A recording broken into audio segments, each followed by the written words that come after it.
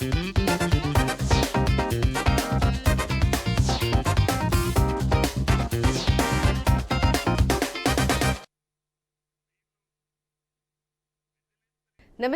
BRK news market bus కి స్వాగతం. నేను మీ ఝాన్సీ రాణి.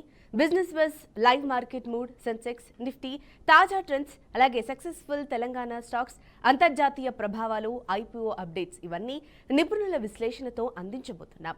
నాతో ఉన్నారు market expert doctor Anil Kumar Bachu గారు. అనిల్ గారు నమస్కారం అండి. నమస్తే అండి.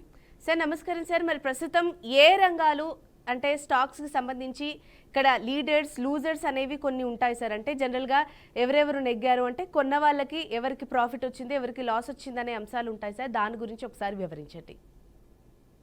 తప్పకుండా. టు స్టార్ట్ విత్ ఏంటంటే అండి, ఇవాళ మార్కెట్ నిన్న మాత్రం మంచి పాజిటివ్గా క్లోజ్ అయింది. బట్ ఇవాళ మాత్రం నెగిటివ్గా ఓపెన్ అయింది మార్కెట్.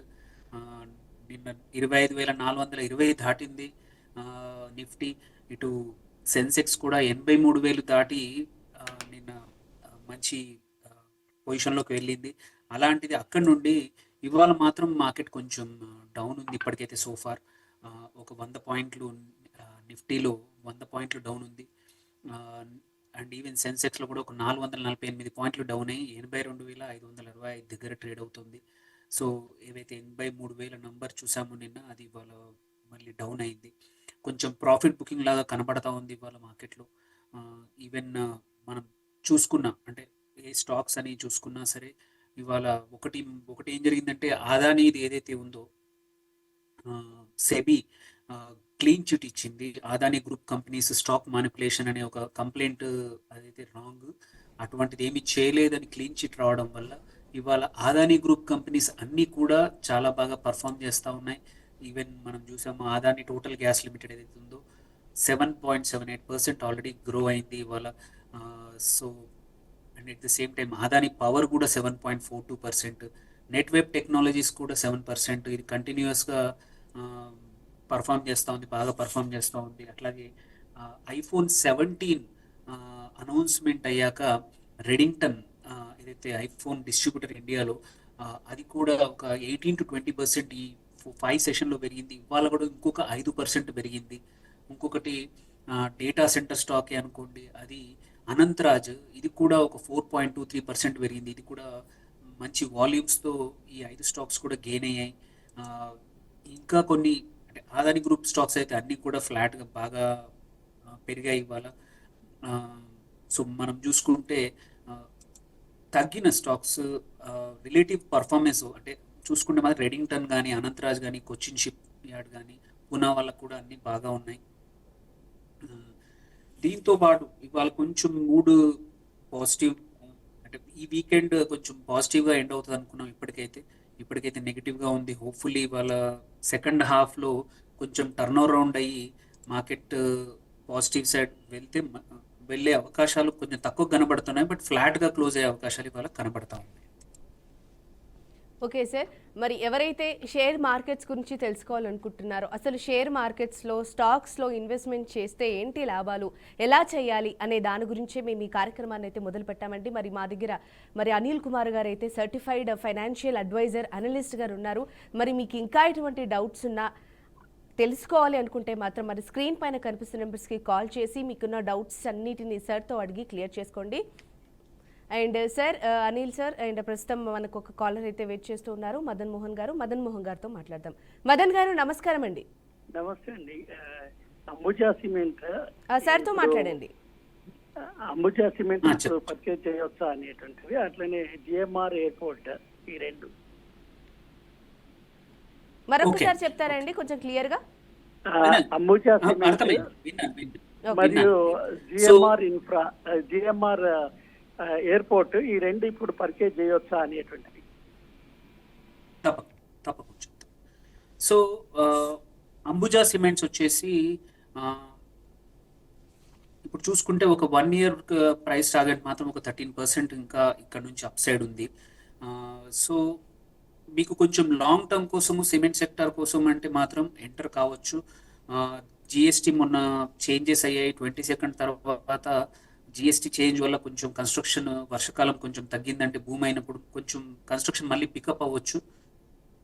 మీ వ్యూ కొంచెం లాంగ్ టర్మ్ ఉంటే మాత్రం అంబుజా ఈజ్ ఏ అంటే ఎంటర్ అయ్యే పొజిషన్లోనే ఉంది, ఏమి ఇష్యూ ఉండదు, ప్రాబ్లం ఏం లేదు.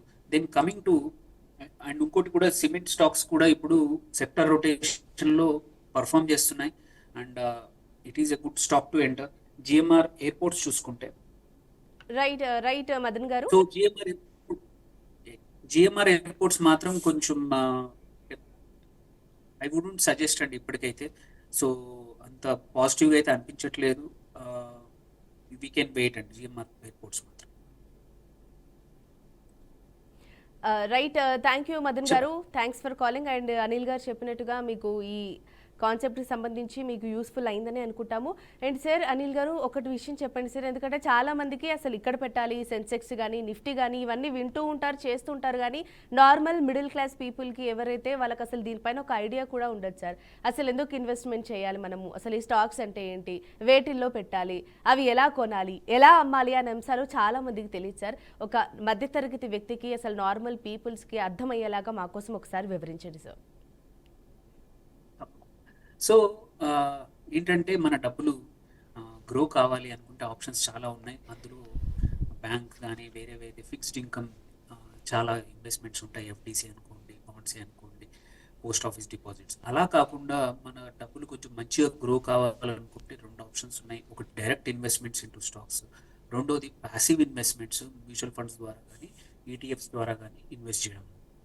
సో ఎవరికైతే మార్కెట్ నాలెడ్జ్ ఎక్కువగా ఉండదు, ఎవరికైతే టైం ఉండదో, వాళ్ళు చేసే పనిలో బిజీగా ఉంటే మాత్రం మ్యూచువల్ ఫండ్స్ ఈటీఎఫ్ ద్వారా ఇన్వెస్ట్ చేసుకొని అక్కడ ఏంటంటే ఒక professional fund management team manage చేస్తుంది కాబట్టి అక్కడ దాని ద్వారా ఇన్వెస్ట్ చేయడం వల్ల ఏంటంటే మార్కెట్ రిటర్న్స్ వస్తాయి, ఎట్ ద సేమ్ టైం మన క్యాపిటల్ కూడా పెరుగుతూ ఉంటుంది. బట్ ఎవరికైతే టైం ఉంటుందో ఇది మార్కెట్స్ని చూసుకోవడానికి అండ్ నేర్చుకోవడానికి, అలాంటి వాళ్ళు డైరెక్ట్ స్టాక్స్ ఇన్వెస్ట్మెంట్కి రావచ్చు. ఇది వెరీ సింపుల్. ఒక డిమాట్ అకౌంట్స్ ఇప్పుడు చాలా యాప్స్ వచ్చేసాయి, వెరీ సింపుల్గా క్విక్గా అకౌంట్ ఓపెన్ చేసేసుకొని మనం అనుకున్న అమౌంట్కి మొదటి మార్కెట్లోకి వచ్చేప్పుడు మాత్రం చిన్న అమౌంట్తో లాంగ్ టర్మ్ ఇన్వెస్ట్మెంట్ కోసం స్టార్ట్ చేయండి. ఆ స్టాక్స్ మీరు అనుకున్న స్టాక్స్ ఎలా పెరుగుతావు, మీకు తెలిసిన స్టాక్స్ న్యూస్ చదవండి, లాట్ ఆఫ్ ఇన్ఫర్మేషన్ ఉంది. ఎలా పిక్ చేసుకోవాలి స్టాక్స్ అది కొంచెం నేర్చుకోవాలి. తొందరపడి పెద్ద క్యాపిటల్ డిప్లాయ్ చేసి లాస్ అవ్వకూడదు. చాలామంది చేసే తప్పు ఏంటంటే రాగానే స్టాక్ మార్కెట్లో ఓవర్ బయింగ్, ఓవర్ ట్రేడింగ్ చేస్తూ ఉంటారు. అలా కాకుండా స్లోగా బిల్డ్ చేయండి. స్మూత్ మంచి స్టాక్స్, పేరున్న స్టాక్స్ కొంటే నష్టం చాలా తక్కువగా ఉంటుంది, వొలటిలిటీ కూడా, అప్స్ అండ్ డౌన్స్ కూడా తక్కువగా ఉంటుంది. అలా మొదలు పెట్టి ఒక 1 or 2 years అనుభవం వచ్చాక మార్కెట్స్ ఎటువైపు మూవ్ అవుతున్నాయి, క్వార్టర్లీ రిజల్ట్స్కి ఎలా మూవ్ అవుతున్నాయి, ఫండమెంటల్స్తో టెక్నికల్స్తో ఇవన్నీ స్లోగా చూస్తూ అర్థమవుతుంది. ఆ తర్వాత స్లోగా మన క్యాపిటల్ పెంచుకుంటాం. అంతే తప్ప తొందరపడి just because demat account open చేసాము ఇప్పుడు 5 లక్షలు 10 లక్షలు ఇన్వెస్ట్ చేసేసి పేర్లు ఉన్న స్టాక్స్, తెలియని స్టాక్స్, ఎవరో టిప్స్ ద్వారా చెప్పిన స్టాక్స్లో ఎంటర్ చేసి నష్టపో. సో ఇది ఎవరికైనా పనికొస్తుంది. అంటే ఇది మధ్యతరగతి ఎటువంటి డబ్బులు ఉన్న వాళ్ళనే కాదు, ఎవరైనా స్టాక్ మార్కెట్లో ట్రేడ్ చేసుకోవచ్చు. ఇది డెమోక్రటిక్ ప్రాసెస్. ఎవరైనా జస్ట్ మీ డిమాట్ అకౌంట్ ఓపెన్ చేసుకోవడమే, మీకు నచ్చిన స్టాక్స్ అనలైజ్ చేసుకోవడమే, చూసుకుని మెల్లిగా స్లోగా ఇన్వెస్ట్ చేసుకుంటూ అవసరం వచ్చినంత వరకు ఉంచుకొని ఎప్పుడైతే లాభాలు ఉన్నాయో అమ్మేసుకోవచ్చు. కొన్నిసార్లు ఒక స్టాక్ మళ్ళీ రికవర్ అవ్వకపోతే అనుకుంటే నష్టానైనా సరే అమ్మేసి ఇంకొక ఆపర్చునిటీ మంచిగా ఉన్న చోట ఇన్వెస్ట్ చేయాలి.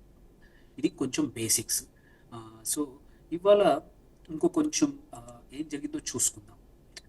మనం ఏషియన్ మార్కెట్స్ చూసుకుంటే ఇప్పుడు ఇవాళ మాత్రం కొంచెం మిక్స్డ్గా ఉండింది. జపాన్లో కానివ్వండి, ఆస్ట్రేలియన్ మార్కెట్స్ కూడా పాజిటివ్గా ముందుకెళ్ళాయి. వెరాజ్ హాంకాంగ్, సౌత్ కొరియన్ మార్కెట్స్ మాత్రం డౌన్ అయ్యాయి. అండ్ ఓవర్ నైట్ నిన్న ఈవినింగ్ చూసుకుంటే ఇంటర్నేషనల్ మార్కెట్స్లో యూరోపియన్ మార్కెట్స్ అన్నీ కూడా పాజిటివ్గా క్లోజ్ అయ్యాయి. ఎస్పెషల్లీ ఏంటంటే అమెరికాలో ఫెడ్ రేట్ కట్ తర్వాత అక్కడ కూడా మంచి పాజిటివ్గా యూరోపియన్ మార్కెట్స్ కూడా రియాక్ట్ అయ్యాయి. యుఎస్ మార్కెట్లో కూడా ఇంకొక వండర్ఫుల్ డే, మళ్ళీ life time high. US markets nearly ఒక 1 to 2 months నుంచి ప్రతిరోజు కొత్త రికార్డులు సృష్టిస్తున్నాయి. వాళ్ళ ఇండెక్స్లు కూడా అన్నీ కూడా డౌ జోన్స్ కానీ, నాస్డాక్ కానీ, S&P 500 అన్నీ కూడా పాజిటివ్గా క్లోజ్ అయ్యాయి. సో అదే ఎఫెక్ట్ మనకు ఉంటుంది అనుకున్నాము. బట్ కొంచెం ఇవాళ మాత్రం ప్రాబబ్లీ ఏంటంటే 4-5 రోజుల పాజిటివ్నెస్ తర్వాత మార్కెట్లో ఇన్వెస్టర్స్ కొంచెం ఇవాళ ట్రేడర్స్ ఇన్వెస్టర్స్ ప్రాఫిట్ బుక్ చేస్తూ ఉన్నారు.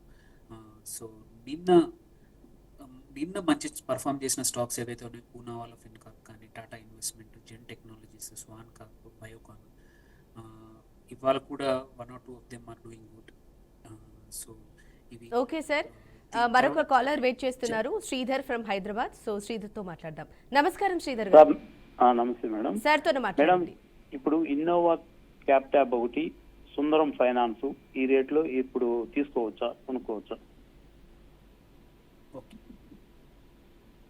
చూస్తున్నారండి, అనలైజ్ చేస్తున్నారు. సుందరం ఫైనాన్స్ వచ్చేసి, సుందరం అయితే ఇప్పుడు కరెంట్లీ ఎంటర్ అవ్వకపోతే బెటర్ అండి. ఈ సెగ్మెంట్లో ఆల్రెడీ ఎన్బిఎఫ్సి సెగ్మెంట్లో వేరేవి చాలా మంచి ఆపర్చునిటీస్ ఉన్నాయి. ఐ డోంట్ సీ ఇమీడియట్గా అయితే అప్ సైడ్ కనబడట్లేదు, అండ్ పాజిటివ్స్ అయితే కనబడట్లేదు అండి సుందరం ఫైనాన్స్లో. Then Innova Captab. Okay. So Innova Captab మాత్రం లుక్స్ పాజిటివ్ అండి. దెర్ ఈస్ ఒక 1 year ప్రైస్ టార్గెట్ మాత్రం ఒక 25% వరకు అప్ సైడ్ పొటెన్షియల్ ఉంది. So it can be entered. మీకు అంటే మరి షార్ట్ టర్మ్ కోసం మూమెంటం అయితే ఎక్కువగా లేదు, బట్ 1 year మీరు కొంచెం లాంగ్ టర్మ్ ఎంటర్ అవుదాం అనుకుంటే మాత్రం Innova Captab is good అండి. Okay sir, thank you. Right, thank you Sridhar garu. And sir మీరు చెప్పండి సార్, ప్రస్తుతం ఈ రోజు మొమెంటం కానీ, అలాగే ప్రైస్ యాక్షన్ కానీ, అలాగే వాల్యూమ్ ఆధారంగా అసలు ట్రేడింగ్ ఎలా జరుగుతుందంటారు? అసలు ఇన్వెస్టర్స్ ఎటువైపు మొగ్గు చూపితే మంచిదంటారు? ఇవాళ చూసుకుంటే మనకి నిఫ్టీ 500లో చూసుకుంటే మనకి బియాండ్ 5 మన Gujarat mineral development corporation already quiet few ఒక 2-3 వారాల నుంచి మంచి మొమెంటం ఉంది. చెప్తా ఉన్నాం, ఎస్పెషల్లీ ఏంటంటే రేర్ ఎర్త్ కోసం దీనికి అవకాశం ఉంది. రేర్ ఎర్త్ స్పేస్లో ఏదైతే ఇప్పుడు మనకు లాస్ట్ టైం మొన్న చైనాతో ఇబ్బంది వచ్చింది, ఆ స్పేస్లో జిఎండిసి ఎంటర్ అవుతుంది. So there is still scope. Already ఒక 1 monthలో 30% గ్రో అయింది, ఇంకా మొమెంటం ఉంది, స్టిల్ వీ కెన్ ఎంటర్. అట్లాగే సమ్మాన్ క్యాపిటల్ ఒకటి, ఇది కూడా ఇప్పుడు ఇంతకుముందు ఒక కాలర్ అడిగారు, సుందరం ఫైనాన్స్ కన్నా కూడా ఇంకొక ఎన్బిఎఫ్సి ఇది సమ్మాన్ క్యాపిటల్ ఉంది, మంచి మొమెంటం ఉన్న స్టాక్, దీంట్లో కూడా ఎంటర్ అవ్వచ్చు. ఇంకొకటి హెల్త్ కేర్ సెగ్మెంట్లో ఆఫ్టర్ సమ్ టైమ్ బ్రేక్అవుట్ అయిన మెట్రోపాలిటస్ హెల్త్ కేర్ ఒకటి. సో ఒక ఇది వాళ్ళకు 3.65% గ్రో అయింది, దీనికి మొమెంటం ఉంది, ఎంటర్ కావచ్చు. అట్లాగే ఇంకోటి బ్లాక్ డీల్ అయిన గుజరాత్ ఫ్లోరో కెమికల్స్, ఇది కూడా ఆఫ్టర్ సమ్ టైమ్ మళ్ళీ బ్రేక్అవుట్ వచ్చింది, పాజిటివ్లోకి వచ్చింది, దీన్ని కూడా కెమికల్ స్పెషాలిటీ కెమికల్ స్పేస్లో మంచిగా కనపడుతూ ఉంది. సో ఇంకొకటి జీఈ ట్రాన్స్మిషన్ అండ్ డెవలప్మెంట్, జీఈటీఎండి అంటాం, ఇది కూడా ఒక లాస్ట్ వీక్ నుంచి బాగా మూమెంటంలోకి వచ్చింది. ఇఫ్ సంబడి వాన్స్ షార్ట్ టర్మ్లో మాత్రం it looks good. Transmission sector బాగుంది, ట్రాన్స్మిషన్ అండ్ డిస్ట్రిబ్యూషన్లో. ఇందులో ఇది ఒక మల్టీనేషనల్ స్టాక్ జీఈటీఎండి. అండ్ ఆదాని మాత్రం ఆల్రెడీ మనం అనుకున్నట్టే అన్ని స్టాక్స్ ఆఫ్టర్ లాంగ్ టైం ఏదైతే భయం ఉండిందో, వాళ్ళకి ఎంక్వైరీ ఉండిందో అది పోయింది, కాబట్టి అదాని కెన్ సి మొమెంటం. ఇప్పుడు అదాని స్టాక్స్ అన్నీ కూడా గ్రీన్ ఎనర్జీ కానివ్వండి, అన్నీ కూడా మొమెంటం ఉంది. ఎవరైతే medium to short term to మీడియంలో మాత్రం ఎవరికైనా మంచి లాభాలు కావాలనుకుంటే మాత్రం Adani stocks are good, doing good. అందులో green energy is also wonderful. అట్లాగే ఎంఎంటీసీ ఒకటి, ఆస్ట్రమ్ డిఎం హెల్త్ కేర్ కూడా బాగా పర్ఫామ్ చేస్తూ ఉంది. సో ఇవి కొన్ని మనం చూసుకుంటే కొన్ని స్టాక్స్ ఏవైతే బాగా ఉన్న స్టాక్స్ ఇవాళ. దీంతో పాటు ఒక కొన్ని థింగ్స్ ఏంటంటే మనము ఇది విక్స్ ఒకటి, నిన్న విక్స్ పడిపోయింది. జనరల్గా ఏంటంటే మనం విక్స్ తక్కువగా ఉంటే ఇది 10 కన్నా కింద 9.89 దగ్గర క్లోజ్ అయింది. జనరల్ సెంటిమెంట్ ఏంటంటే వొలటిలిటీ తగ్గడం అనేది మంచిది అంటాము, కానీ వొలటిలిటీ కూడా చాలా తగ్గినా కూడా మంచిది కాదు. ఎందుకంటే పాస్ట్ విక్స్ ఎప్పుడు కూడా 10 కన్నా తగ్గినప్పుడు మనకి ఎప్పుడు కూడా ట్రబుల్సే, మార్కెట్స్ ఎక్కువగా పడిపోయాయి. సో అందుకే కొంచెం కేర్ఫుల్గా ఉండాలి. ఏదైనా పెద్ద కరెక్షన్ ఇంతకుముందు జరిగింది ప్రతిసారి విక్స్ 10 కన్నా పడిపోయినప్పుడు. సో అందుకోసం అదొక ఇంపార్టెంట్ థింగ్. దాంతోపాటు ఒక మంచి స్టాక్ ఏంటంటే JSW energy also good scope ఉంది ఇప్పుడు. ఇది కూడా టాక్టికల్గా మనం కొనొచ్చు దీన్ని. ఇవి కొన్ని కీ స్టాక్స్ ఏవైతే ఇవాళ ఎంటర్ కావచ్చు. ఓకే సార్, మరి సందీప్ హైదరాబాద్ నుంచి ఒక కాలర్ అయితే వెయిట్ చేస్తూ ఉన్నారు. సందీప్తో మాట్లాడదాం. నమస్కారం సందీప్ గారు. నమస్కారం మేడం. సార్తో గుడ్ మార్నింగ్ మాట్లాడండి. అండి. యాక్చువల్లీ నేను ఇంతకుముందు స్టాక్ మార్కెట్ ఇన్వెస్ట్ చేసి కొంచెం లాస్ అయినా మేడం నేను. హ్మ్. సో మళ్ళీ నేను స్టాక్ మార్కెట్ ఎంటర్ అవ్వాలనుకుంటాను. ఏదైనా మిడ్ క్యాప్స్ కానీ ఏదైనా 2 స్టాక్స్ 3 స్టాక్స్ ఏమైనా పేరు చెప్పగలిగితే నేను దాంట్లో ఇన్వెస్ట్ చేయడానికి రెడీగా ఉన్నాను నేను. సార్ ఏమైనా సజెస్ట్ చేస్తే ఏమైనా వెళ్దామని ఫోన్ చేసిన మేడం. సో యాక్చువల్లీ ఏంటంటే ఆ, మంచి మూమెంట్. నేను ఏంటంటే మీరు ఆఫ్టర్ ఇంతకుముందు ఆల్రెడీ నష్టపోయానన్నారు కాబట్టి సో నా సజెషన్ ఏంటంటే మొమెంటం కొంచెం మంచిగా ఉన్న స్టాక్స్ ఆర్ లాస్ట్ క్వార్టర్లో మంచి రిజల్ట్స్ అండ్ మంచి గైడెన్స్ ఇచ్చిన స్టాక్స్ ఏవైతున్నాయో వాటిని చూస్ చేసుకోండి. ఆ, అంతే తప్ప నేను ఆల్రెడీ మీరు ఇప్పుడు నేనే కాదు ప్రతిరోజు ఈ సెగ్మెంట్లో మాట్లాడుతున్నాము. కొన్ని కీ స్టాక్స్ ఇప్పుడు ఎగ్జాంపుల్ నేను ఇవాళ ఆల్రెడీ చెప్పాను కొన్ని Adani group stocks wonderful after long time ఏమేంటంటే ఈ ఎంక్వైరీ ఉండింది, ఎంక్వైరీ క్లీన్ చిట్ వచ్చింది కాబట్టి they are looking good. So quite few other stocks ఇప్పుడు నెట్వెబ్ టెక్నాలజీ కానీ అనంతరాజ్ కానీ ఇవన్నీ కూడా మంచి స్కోప్ ఉంది. And quiet few defence stocks కూడా బిఎల్ కానివ్వండి, హెచ్ఏఎల్ కానివ్వండి, అట్లాగే కొన్ని స్టాక్స్ బెల్ రైజ్ ఇవన్నీ కూడా మంచి మొమెంటం ఉంది, మంచి స్కోప్ ఉంది, మంచి ఆర్డర్ బుక్ ఉంది ఇవి. అండ్ హోప్ఫుల్లీ నెక్స్ట్ Q2 కూడా బాగా పర్ఫామ్ చేసే అవకాశాలు ఉన్నాయి కాబట్టి కొంచెం సొంతంగా అనలైజ్ చేసుకోండి చెప్పడం కన్నా కూడా. సో వీటిలో ఇప్పుడు చెప్పిన వాటిలలో కొంచెం కొంచెం ఓన్లీ ఇంపార్టెంట్ థింగ్ ఏంటంటే లాస్ట్ టైం మీరు ఇంతకుముందు లాస్ అయ్యన్నారు కాబట్టి కొంచెం డైవర్సిఫై చేసుకోండి. చాలా మంది నేను అబ్జర్వ్ చేస్తుంది ఏంటంటే 2-3 స్టాక్స్లోనే అంతా ఉన్న క్యాపిటల్ పెట్టేసేసి ఆ 2 స్టాక్స్ ఒక స్టాక్స్ మొత్తం లాస్ అయితే మాత్రం మీ క్యాపిటల్ ఎప్పుడు కూడా రికవర్ కాదు. అలా కాకుండా ఒక 7 to 8 stocks minimum, me capital ఒక 3 లక్షలు ఉందనుకోండి, 7-8 స్టాక్స్ ఆర్ 10 స్టాక్స్కి డైవర్సిఫై చేయడం వల్ల ఏంటంటే 1-2 పర్ఫామ్ చేయకపోయినా సరే మనకి క్యాపిటల్ అనేది ఇబ్బంది ఉండదు. ఇంకొకటి ఏంటంటే అన్నీ కూడా ఒకటే సెక్టర్లో అస్సలు పెట్టకండి. ప్రాపర్ డైవర్సిఫికేషన్ మల్టిపుల్ సెక్టర్లో పెడితే మీరు ఈసారి ఇంతకుముందు చూసిన నష్టాలు చూడకుండా పాజిటివ్గా ఉంచండి. రైట్ సందీప్ గారు, థ్యాంక్ యూ అండి. అండ్ మీరు అడిగిన క్వశ్చన్కి ఆన్సర్ దొరికింది అనుకుంటున్నాము.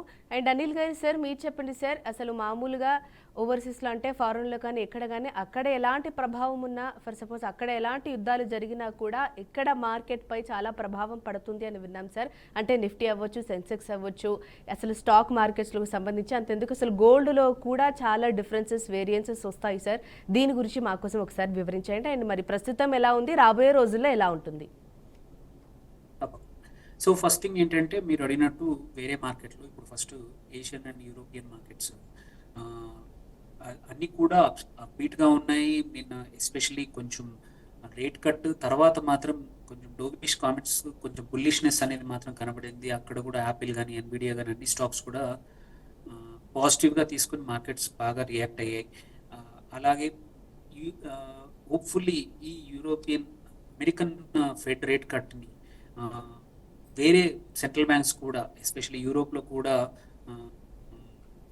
అలాగే పాజిటివ్గా తీసుకుని వాళ్ళు కూడా రేట్ కట్స్ చేసే అవకాశాలు ఉన్నాయని, అందుకోసమే ఆ హోప్ తోటే ఇప్పుడు యూరోపియన్ మార్కెట్స్ కూడా నిన్న బాగా పర్ఫామ్ చేశాయి. సో ఏంటంటే యూజువల్లీ అక్కడ రేట్ కట్స్ వల్ల మనకేంటంటే క్యాపిటల్ అనేది ఈక్విటీ మార్కెట్కి ఎక్కువగా వస్తుంది. ఈక్విటీ మార్కెట్కి వచ్చినప్పుడు ఏంటంటే మన యాజ్ ఏ ఎమర్జింగ్ మార్కెట్లో ఇండెక్స్లో కూడా మనకు 18 to 20% షేర్ ఉంది. అందుకే వచ్చే క్యాపిటల్లో మనకు కూడా కొంచెం ఇప్పటి వరకు ఎస్పెషల్లీ లాస్ట్ 3 months 2 months నుంచి రికవరీ ఏదైతే అయిందో మార్కెట్, అదంతా కూడా డొమెస్టిక్ ఇన్స్టిట్యూషనల్ సపోర్ట్ వల్లనే అయింది. ఎఫ్ఐఐస్ అనేది పెద్దగా నెట్ బయర్స్ లేకపోయినా మనం ఇంతవరకు వచ్చాము. హోప్ఫుల్లీ ఈ రేట్ కట్ తర్వాత ఎఫ్ఐఐస్ మళ్ళీ కొనడం మొదలుపెట్టి ఎఫెక్టివ్ నెట్గా కొనడం మొదలు పెడితే మాత్రం మార్కెట్స్ ముందుకు వెళ్ళొచ్చు. సో అది ఏంటంటే ఇదేంటంటే ఇండైరెక్ట్ ఎఫెక్ట్ వేరే మార్కెట్స్లో వచ్చే ఫలితాలను బట్టి ఆర్ అక్కడి మ్యాక్రోస్ని బట్టి అక్కడి అక్కడి సెంట్రల్ బ్యాంక్స్ యొక్క డిసిషన్స్ బట్టి కూడా ఒక్కొక్కసారి మన మార్కెట్లు ప్రభావితం చేస్తాయి. అలాగే మీరు అడిగినట్టు యుద్ధం గురించి అన్నారు. వేరే చోట యుద్ధాలు జరిగినప్పుడు ఏంటంటే ఆ మార్కెట్లో ఏవైనా specific thing, example Russia Ukraine ఏదైతే యుద్ధం జరిగినప్పుడు ఏంటంటే Russia energy producer, major energy producer, whether గ్యాసే అనుకోండి ఆర్ క్రూడ్ ఆయిల్ కానీ, అది జరిగినప్పుడు ఏంటంటే చాలా ఇబ్బందులు జరుగుతాయి. అందుకోసమే మనం చూసాం ఆ యుద్ధం పీక్లో ఉన్నప్పుడు ఆయిల్ ప్రైజెస్ కానీ దానివల్ల అన్సర్టెనిటీ పెరిగింది. అట్లాగే ఉక్రెయిన్ ఒక మేజర్ ఫుడ్ గ్రెయిన్ ప్రొడ్యూసర్, దానివల్ల కూడా అప్పుడు టెంపరీగా యుద్ధం జరిగినప్పుడు ఫుడ్ గ్రెయిన్ ప్రైసెస్ పెరిగాయి.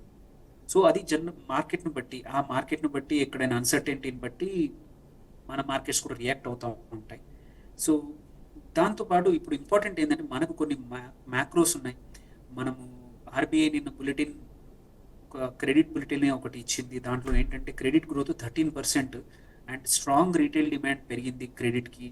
So which is a good indication. ఏంటంటే కన్జంప్షన్ పెరుగుతుంది రీటైల్ డిమాండ్ పెరిగినప్పుడు, అండ్ క్రెడిట్ గ్రోత్ పెరిగినప్పుడు ఏంటంటే క్యాపిటల్ ఫార్మేషన్ జరుగుతుంది. సో ఇదేంటంటే గుడ్ సైన్ నెక్స్ట్ ఫ్యూ క్వార్టర్స్కి, నెక్స్ట్ ఫ్యూ మంత్స్కి వచ్చే కంపెనీ రిజల్ట్స్కి it's a good sign.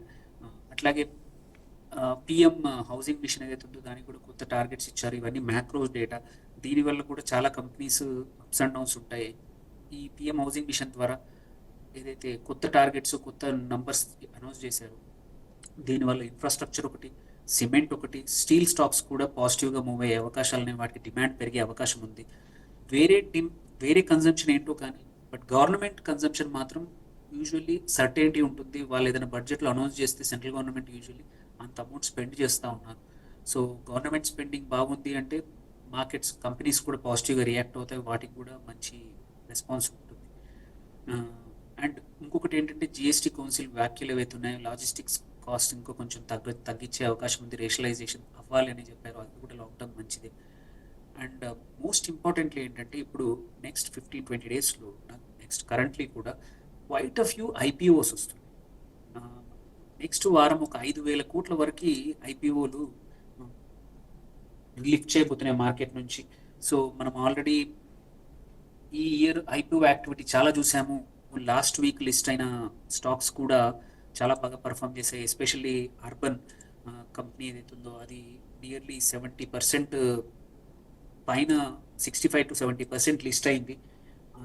So ఆ యూఫోరియా అనేది మార్కెట్లో అలాగే ఉంది. మళ్ళీ ఇవాళ కూడా 180 టచ్ అయింది అర్బన్ కంపెనీ, 3వ రోజు, ఆల్రెడీ లిస్ట్ అయిన 3వ రోజే. సో అంటే కొత్త కంపెనీలకు మాత్రం, కొత్త ఐపీఓల్లో మాత్రం చాలా డిమాండ్ ఉంది. ఇన్వెస్టర్స్ కూడా చాలామంది అప్లై చేస్తూ ఉన్నారు.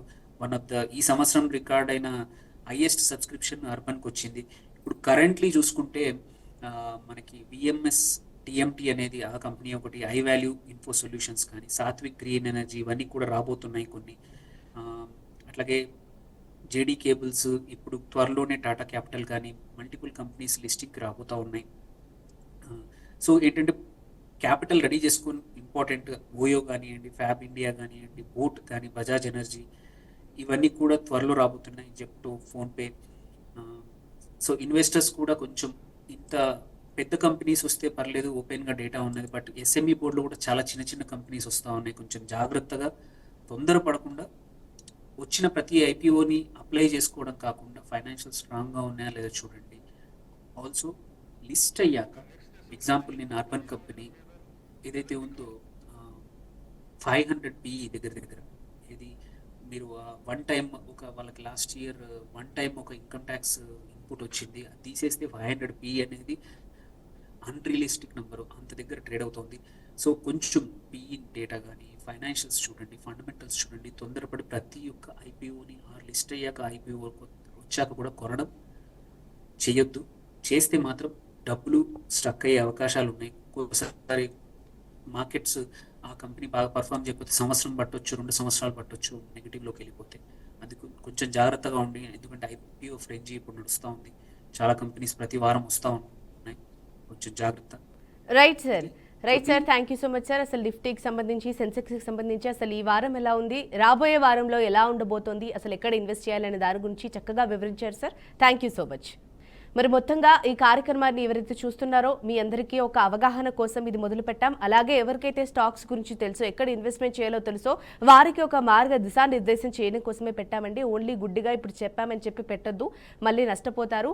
ఒకవేళ మీరు ఇంకా దాని గురించి క్లియర్గా తెలుసుకోవాలనుకుంటే మీరు రెగ్యులర్గా షోని ఫాలో అవుతుండండి. అండ్ స్క్రీన్ పైన అనిల్ బాచు గారి పర్సనల్ నెంబర్ కూడా ఉంది, కాంటాక్ట్ అయ్యి డైరెక్ట్గా అడిగి తెలుసుకొని అప్లై చేసుకోండి, ఇన్ ద సెన్స్ ఇన్వెస్ట్ చేసుకోండి. అండ్ ఇది వాటి బిజినెస్ బస్. మరొక కార్యక్రమంతో మళ్ళీ కలుద్దాం. చూస్తూనే ఉండండి BRK న్యూస్, తెలుగు సత్తా.